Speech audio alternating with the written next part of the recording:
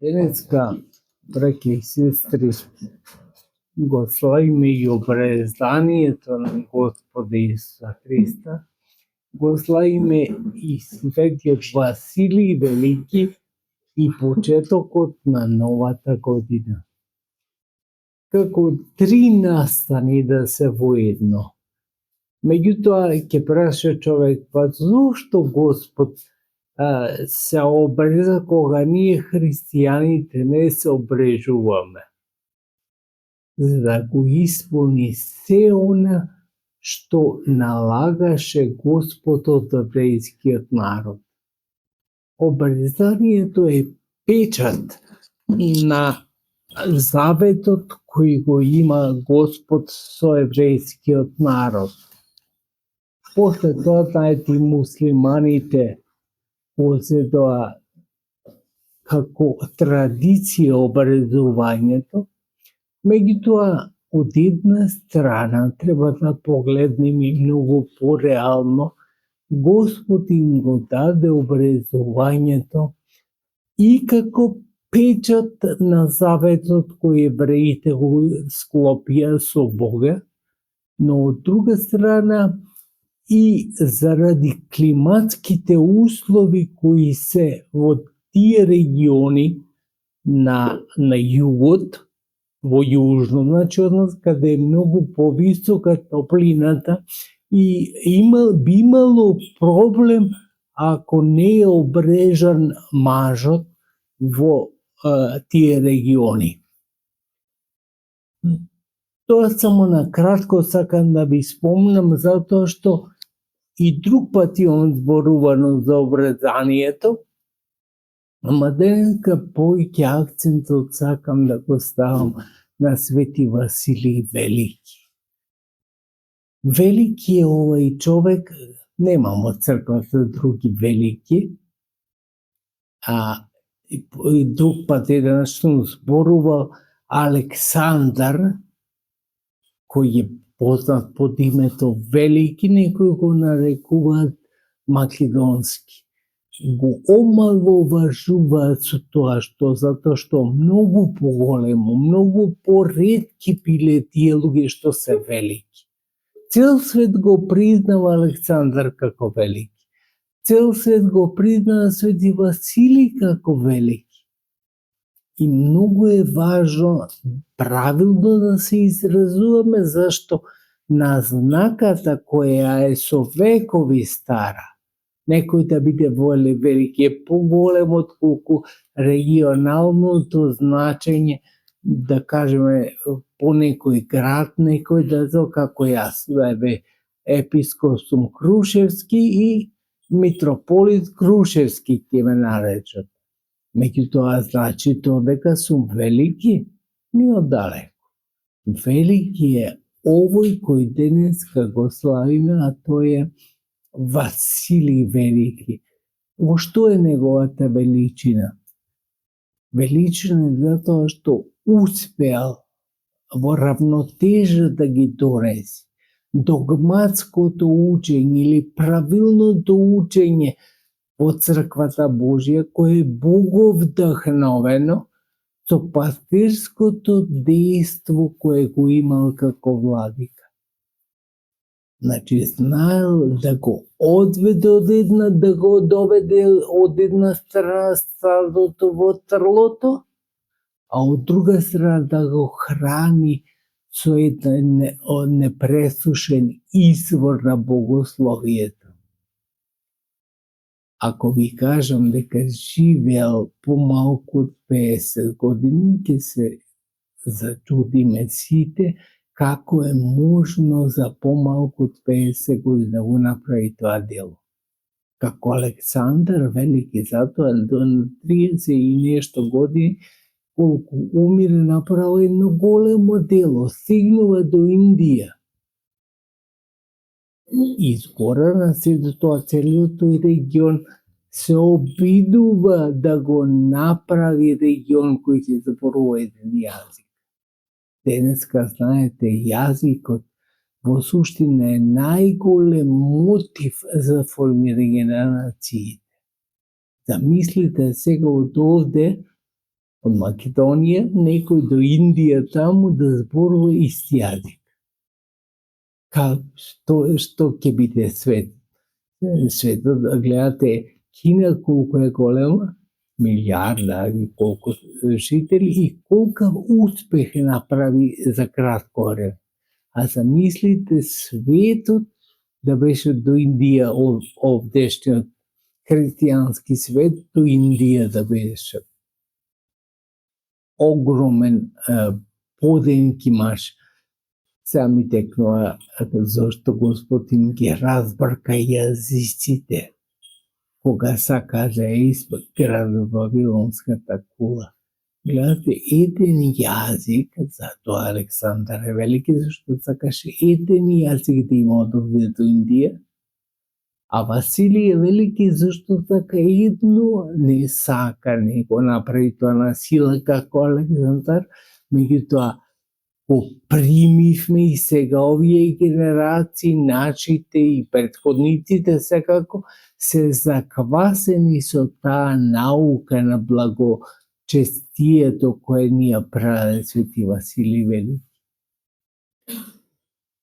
Само на една работа ќе се задржам, зашто толку е богат со делото негово, што не ќе може во една проповед нити да се собере, нити да се наброи дури. Оно што го вели Свети Василий Велики за Духот Свети станува мотив понатаму на Вториот Вселенски собор да се усвои како учење на целата црква.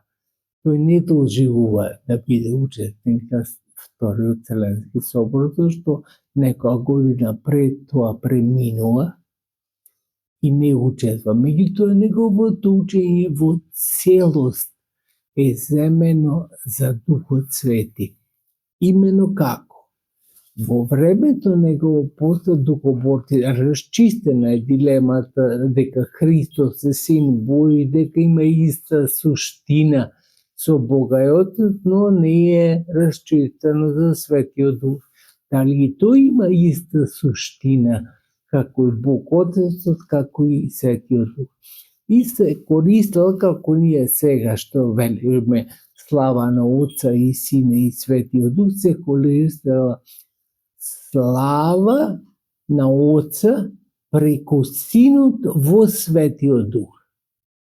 И тој им доволно на пневматомахите да речат шом постои прилогот во, значи постои нешто што е својствено во овој свет како место и тоа е створено. Значи Духот Свети е створен. Не е Духот Свети трето лице на Светата Тројца како не е створен. И Свети Василий Велики гледа полезно да ја замени оваа реченица која спомнавме и да се на литургијата која е позната денес се служи на литургија на Василий Велики и литургијата понадоста на Свети Јован Златоуст кој исто го присвојува тоа да се вели слава на Отца и Сина и Светиот Дух. Значи сите три се равноправни. Ама Свети Василий Велики за прв пат во неговото време разликува теологија од икономија. Во икономијата, како што и понатаму римокатолиците го земаат филиоквето, може да остани тој возглас слава на Отца преку Синот во Светиот Дух. И тоа е голем извор за филиоквето.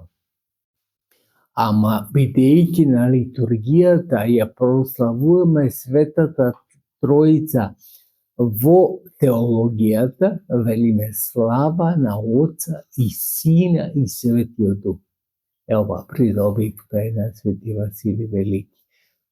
Тој во суштина ја воведува и понатаму се употребува до наше време и никого не носи во заблуда. Не носи во заблуда, бидејќи е израз на животот на Светата Троица пред да го створи овој свет. Откога ќе ја створи, не е погрешно да се каже слава на Отца преку Синот во Светиот Дух, зашто сите ние сме собрани во Светиот Дух. Ако е крстен човек и ако е христијанин, тој е во Духот Свети. И не е погрешно, ама Светата Троица не постои вечно така, затоа што убаво приметуваат пневматомахите или пневматоборците, дека во е прилог за место, а место постои само како постои простор. Значи, откако е створен светот, може да има простор. Пред да е створен светот, нема во што. Светата Троица во себе. Тие прашања се многу важни, кои го донесуваат овој свет Отец да биде на врвот на богословието. Често пати велиме тоа што догматено во црквата, догматено на вселенските собори. Меѓутоа, некои од оците биле мотив за со догмати учењето на вселенските собори. Така бил Свети Василий Велики. Значи, ова учење, велиме, не бил ни жив на вториот Вселенски собор, не учествувал кога е усвоена догмата дека и Духот Свети е равно, има равно дејство, има истозначајна личност како и двете останати, односно припаѓа на иста суштина како и двете личности на Светата Троица, Отецот и Синот. Тие се возвишени работи, браќи и сестри. Тие се работи кои му даваат на човека пример. Тоа што ви го спомнав претходно дека толку кратко живеел, уште поголем пример ни дава. Си спомнувам сега дека кога Свети Василий умирал, дошол некој доктор од не знам бошти, тогаш и били не знам, уште не била христијанска епоха. И дошол му рекол, утре ќе умреш, рекол, исход не да го навреди, не да му, туку имал искуство докторот и знаел дека после тие симптоми што ги покажува Свети Василий, брзо ќе му настапи смртта. Меѓутоа, Свети Василий му рекол, добро, ако не умрам утре, туку задутре ако умрам. Дали ти утре ќе се крстиш? Бил некрстен, значи, докторот. И овој рекол, добро, ако не умреш, јас ќе се крстам. И дошол рано докторот, уште гледа, не умре Свети Василий Велики. Мој Свети Василий, сега треба да се крстиш. Нема каде, вели, сега ќе се крстам. И се крстал на Светата Троица и тоа Свети Василий го крстил. Наредниот ден умира Свети Василий. Значи, видите какви дејства се Божите дејства, како Исус нави што го запрал сонцето. Му вели, чекај, што ти дачи еден ден, Господи? Остави му еден ден да го крстам човекот, да го спасам. И така и направил. Тоа е дејството на големите луѓе. На тие големи луѓе се угледуваме, браќи и се. Не сега како ова во денешнината попара стана се. Гледате, особено политика, гледат, ќе го земат Гренланд, нема да го земат Гренланд, ние ќе чекуваме, ќе си го губиме време во безвезни работи. Ќе погледни човек, ама суштинските и големи работи ги носат големите луѓе, како што е Свети Василий Велики. Секој да запомниме дека тој е еден од најголемите теолози во Црквата Божја. да сте здрави и живи, милоста Божја да ви изненада. Сите дни на вашиот живот.